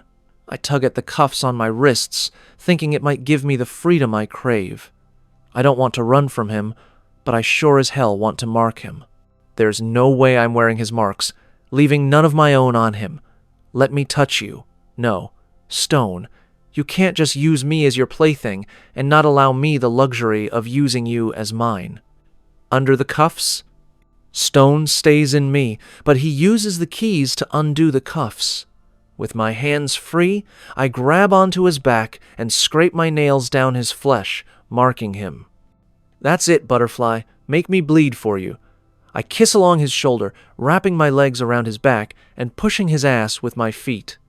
He doesn't need much encouragement as he keeps up the speed, fucking me like a machine. Taking my cock like a good girl. That's it. Wrap those sexy legs around me. Tell me how desperate you are for my cock. Only my cock. I've only ever wanted your cock. I moan into his shoulder before I dig my teeth into the soft flesh. I need him to wear my bruises and cuts on his skin. I want to mark our flesh the way we've marked our hearts. Stone fists my hair, pulling my head back, and stares directly into my eyes. He doesn't hide his anger and rage. He wants me to see it, to know it's there and what can happen if I cross him. Then why the fuck did you let another man into the cunt that belongs to me? Why did you let someone else touch you? How many, Emily? How many men did you let touch my property? Fuck you, Stone! He gets off me, dragging me by the hair as he flips me. His firm hand holds my head down on the bed. I'm exposed to him with my ass in the air. The way he is holding me down makes me completely immobile and at his mercy. His touch isn't gentle or kind. He pushes my head farther into the bed as he rams his dick back into me with no mercy. Can't be that many. You're still tight. That's not how it works. I could have had a train run on me and it would still be tight. He growls, sounding more like an animal than a man. He releases my hair, but the feeling of freedom is short-lived, because his foot quickly replaces his hand. The pressure of his foot is so restrictive that I can't move my head, no matter how hard I try. This is violent and disturbed, but a sick, deviant part of me likes it. I relish how desperate Stone is for me, how angry he is that I've let another touch me. What does that say about me? I want his darkness more than I've wanted anything in my life. What about here? Did you have a train run on you here? Stone's finger glides up towards my ass and circles my hole. My body tenses. Now I'm afraid. Stone, please. I beg. I like it when you beg, Butterfly. He glides his finger along my center, trailing the wetness from my pussy to my ass. I'm gonna ask you one more time. Who do you belong to, Emily? Don't be a foolish girl by making the wrong choice. I've always been his, but the pride in me won't let me say it. I don't want to, but I also don't know what he'll do if he doesn't get what he wants. Stone slaps my ass before yanking my cheeks apart and spitting directly on my asshole. I'm waiting him, and I'm not a patient man. You! I belong to you! I scream right as Stone rams his cock into my pussy. Good girl! The rhythm of his assault is hard. His foot is still on my head as his hand holds my back down, lifting my ass and giving him better access. His finger has moved my clit, adding extra pleasure. My body is overflowing with the passion Stone is unleashing, and I don't want him to stop. I never want him to stop. Stone! I moan. Please. You want more, baby? You want more of my cock in your wet pussy? Yes, please, harder. You need my cock to feel good, don't you, Butterfly? Yes, please, don't stop. My voice is hoarse, and I'm shocked at how desperate I am for him, how much I'm willing to give up just to be with him. There are still so many questions I have, but at this moment, all I want is this primal connection, no matter how messed up it is. The more Stone pushes into me, the more his animal unleashes, the more precious I feel. Stone will never be a safe bet, but he's always going to be my siren song, pulling me to him, unleashing my nightmares. But even in nightmares, there are moments of peace. His hands grab my waist, and he pinches the flesh, pulling me back onto his dick. Look how well you're taking my cock, how hungry your cunt is for me. I yelp as he slaps my ass repeatedly, with no mercy. I love seeing how red your sexy ass gets for me. Please, I beg, relishing the pain mixed with pleasure. Please, hit me harder. Stone's lips brush against my back as he peppers sweet kisses all along my spine. You want it harder, baby? Yes, harder. More. Give me more. Beg for it like a good girl. Beg me for the pain.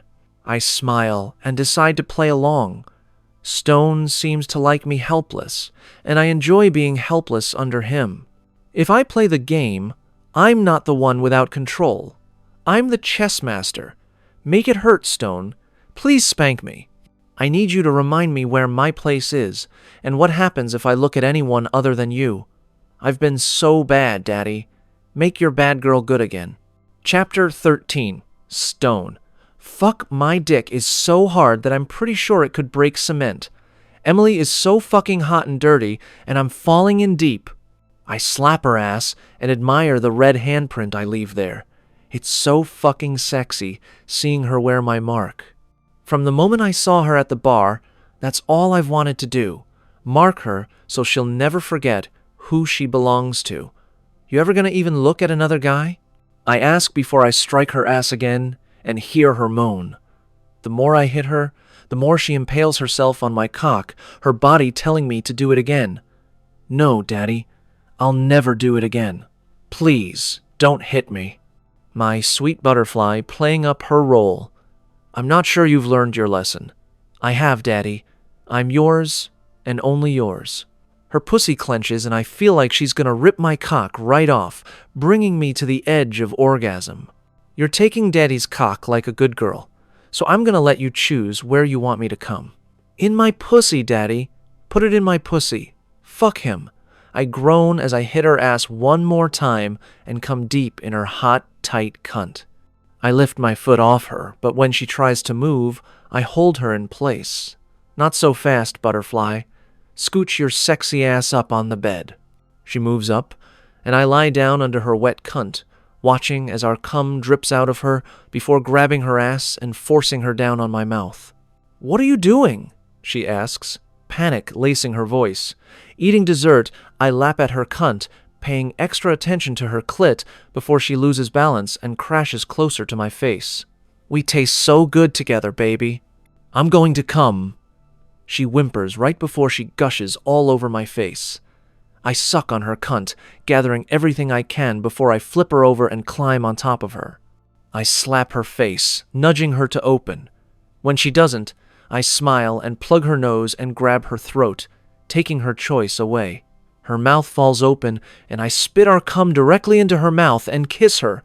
"You're fucking perfect." I climb off her and pull her into my arms. Emily smiles, kissing my nose before she wiggles out of my arms. She pushes me on my stomach and climbs on top. Her wet pussy grinds against my body. My cock stiffens again, feeling her so close. Her hand moves up my body. I should have taken all my clothes off instead of just my pants. I still haven't shown her tenderness and care, just animalistic fucking, but she drives me over the edge. When I'm with her, I have no damn control. It's like 10 years of pent-up need unleashes with nowhere to go but towards insanity. Her hands touch mine, our fingers intertwining before I hear the click of the cuffs. Oh, fuck. No. I turn to grab her hand with my free one, but I'm too slow. She's got that one in the cuffs, too. "What are you doing, Butterfly?" "Giving you a taste of your own medicine." Her eyes sparkle as she walks over to the knife and slides the pointed tip of the blade slowly down her hand. I smile into the sheets. "You want to mark me beautiful? Go ahead." I see her face fall at my confession. She thinks I wouldn't let her do the same to me as I did to her. She doesn't even know I've already mapped her on my body. She catches herself quickly before she jumps onto my back and lifts my shirt. "Stone?" She whispers as her hand traces the tattoo covering my back. She drops the knife and shakes as she begins to sob. "Let me out of the cuffs, Butterfly." Her hands are shaking as she grabs the keys and moves to my bound hands. "When did you get it?" Chapter 14, Emily. "The one on my back? I got it when I got out. I didn't want some inmate butchering it. It's a pretty colossal piece." My hand reaches for his back. I trace the fine lines of my face. 16-year-old me laughing in the sunlight with my hair blowing in the wind. He covered his whole back with my image. It's beautiful. It's not the only one. He turns over, and I gasp when I see his chest. On his left pectoral muscle near his heart is a pretty blue butterfly in flight. He shifts on the bed. Along his right side, my name's tattooed in large, bold letters, and on his left arm, there is a broken heart with the date stone "Killed my father." The sobs take control, and I cry for the second time that night at everything I've lost, that we've lost. 2 strong arms reach for me, pulling me towards him, and there, in the safety of Stone's embrace, I let go. I lost so much time. Stone kisses my head, pressing me closer to his body. We've still got a lot of time left. I cover my face with my hands. So much has happened. Then tell me. I'll take on the burden, Butterfly, and the pain. I'll be that for you. I don't want you to have to suffer alone. I'm here now, never leaving you again. I shake my head. There's no way I'm telling him anything until I find out what happened that night 10 years ago. No. Damn it. M. Stone lets me go, and I notice how cold it is without his arms keeping me warm. He sits up on the bed and rakes his hand through his hair. "Why the fuck won't you tell me? Let me help you. I'm not telling you shit, Stone, because this is the only leverage I have to get answers. I need to understand what happened that night." Stone marches to me, pulling me up by my arms. His face comes right up to mine as he yells. "Fine. You want me to tell you what happened? I'll tell you. Your piece of shit father was going to sell you into a sex trafficking ring. I heard it on the phone right before I barged into your bedroom and bashed his brains in with a hammer. My body goes limp, and Stone shakes me like a rag doll. Are you happy now, Butterfly? You know the fucking truth. You feel like all those loose ends are now tied up with a pretty bow. That's not all he was doing, I whisper. What? My father was molesting Robbie and me. We didn't know about each other. Well, I didn't. Robbie is a whole other story. He's been aware for years. I don't know why he didn't get us out. I'm sure the years of that asshole harming him are what made him lose his mind. My dad not only was harming us, but also letting others do it too. Then he was drinking, and gambling was a problem. But until I went to therapy, I didn't know how many memories I'd locked up. Stone's face goes white before the rage sets into his eyes. Why didn't you tell me? I found out a few years ago. He was drugging me, and I always thought it was a dream when I woke up. He never actually penetrated me. My virginity was intact. I still don't know the extent of shit he put Robbie through, but I'm pretty sure he got it way worse than I did. He got more and more messed up the older we got until he snapped. When Robbie tried to rape me, it was aggressive. I grabbed a knife and stabbed him in the eye and got away. I went straight to the cops and filed a report. When we were in the courtroom, he snapped, tried to strangle me in front of all those people. He sealed his fate. But I wasn't safe, so I had to get a new identity. That's where the name Willis came from. How did you find me, Stone? I saw your picture. Where? Clarissa Matthew? You know her? I blink at Stone. She's my best friend. We met at college. Yes, well, there is a picture of the two of you laughing with your arms around each other. I saw you 3 weeks ago. I asked Vance about you, and he gave me the information after Kieran told him I was on the up and wouldn't hurt you. Stone grabs my hand and trails a line into my palm with his fingertip. Vance owns a ton of nightclubs. He'd have given you a job. Why are you working at that dive bar? Because I wanted to do it on my own.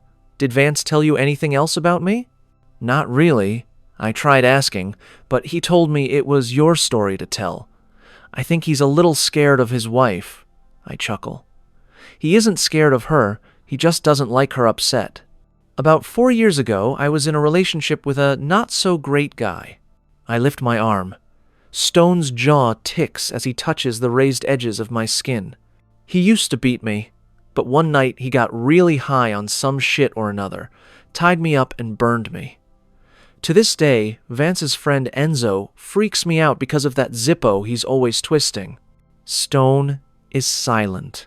He doesn't say a word, but bends and kisses my scars. His lips are so gentle, a complete contrast to the man he's shown me up till now. I'm gonna kill the fucker. There's no need to kill Enzo. He just freaked me out. But he's a great guy. Not Enzo. I'm gonna kill the motherfucker who thought he could mark you. You marked me.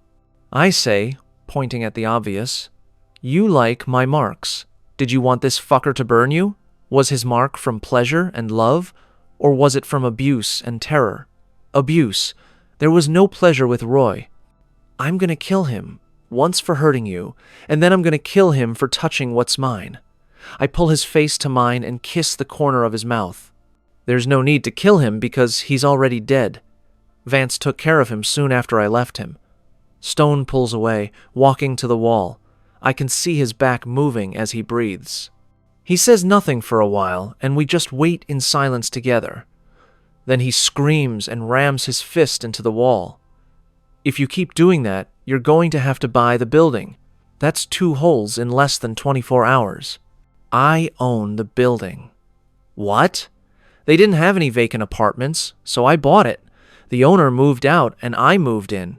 How the hell could you afford this place? The guys you met at the bar, Kieran and Finn, I work with them. Stone rubs the back of his neck. He looks sheepish, and I can't help seeing the boy he used to be staring back at me. When I was locked up, I made some connections. When I got out, those connections led to jobs, well-paying ones, jobs that require my level of skill. So you kill people for a living? Stone shrugs like I asked him if he was a dentist. Yes, pretty much. They are shitty people, mostly. I don't touch kids or women, but yes, Butterfly, I kill for a living. Does that bother you? I take a moment to digest what he is saying. Does it bother me that he kills for a living? I answer truthfully, no. Because if it did bother me, I wouldn't willingly be sitting on his bed, and I sure as hell wouldn't be happy that he's back in my life. Good. Stone lifts me, carrying me to the bathroom. What are you doing? I was so rough with you tonight, and now I want to be tender. You got a problem with that? I squeak as he throws me over his shoulder and playfully slaps my ass. No problems here. Emily giggles, swatting my hand. I'm sure my tit is clean now. I move my hand down her body and make slow circles around her clit. Her head falls back on my shoulder, and she moans. I'll never get used to the sexy sounds you make when you're turned on. I hope not, because if you tire of them, it means you're not fucking me, and that would be a shame because you fuck like a rock star. I pinch her clit, and she yelps. How would you know how a rock star fucks? You fuck any? You're so possessive. Only for you. I usually couldn't care less about most things. You're the only person I give a damn about. That's kind of romantic in a fucked up way. That's me, Mr. Romance. Emily moves away from me, turns and straddles me. She throws her arms around me before bringing her lips to mine and kissing me. This kiss is slow and passionate. All the anger from our earlier kisses has dissipated. I tighten my hold on her, crushing her tits to my chest, and a sense of peace, unlike anything I've ever known, washes over me. Emily pushes off me, her finger trailing the only tattoo on my body that isn't for her. I wish he'd done better by you, she whispers so softly that I barely hear her. I close my eyes at the memory. I was 15, Emily 13. She chased me around the neighborhood, always on my heels. I sold drugs for a couple of years, trying to make enough money to keep my mom straight with her heroin addiction so she wouldn't sell herself. I made a deal with the devil to keep my mother safe. Too bad my deal almost killed her. I slammed the door in Em's face as she kept lecturing me about how selling drugs was going to ruin my life and how I needed to stop. She didn't know that my mom was a junkie, and at 15, I didn't see any other choice because I'd taken the parental role.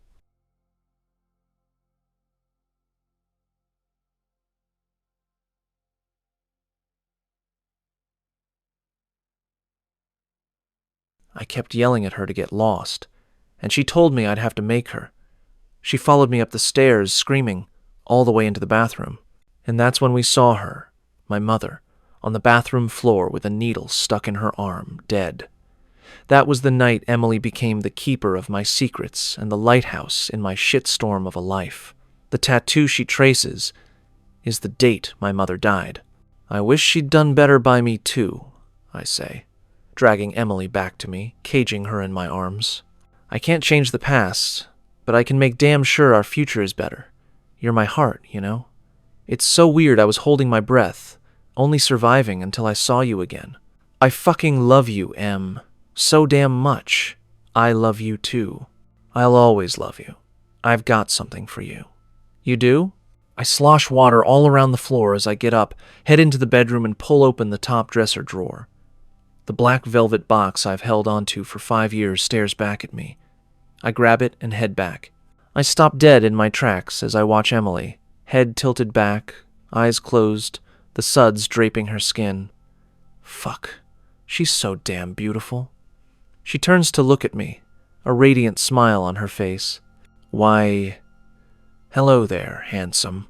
I rush towards her, falling onto my knees. Emily, I've loved you my entire life. I don't want to spend another moment without you. You're my soulmate, Em, the other half to my being.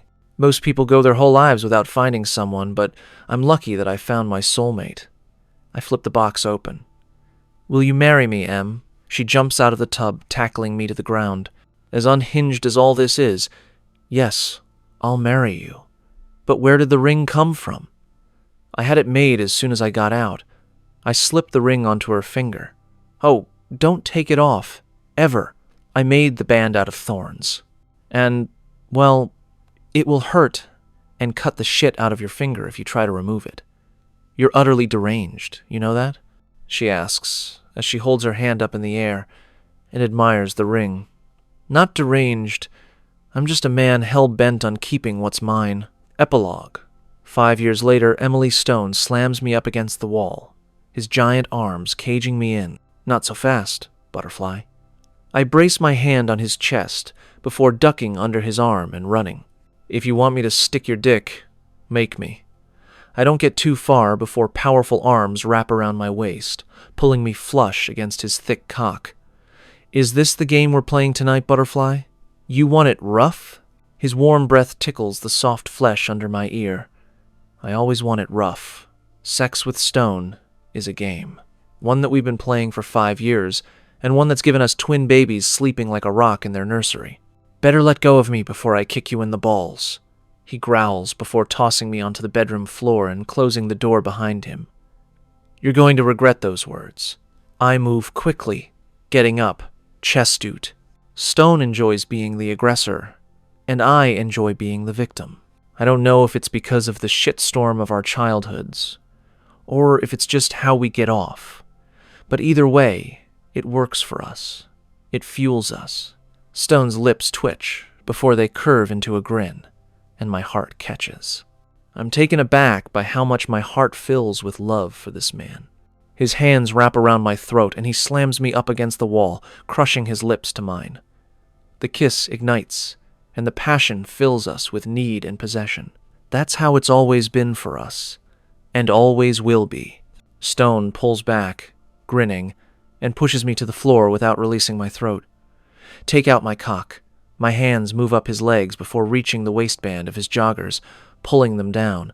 His thick cock springs out, and my mouth waters as he fists it in his free hand.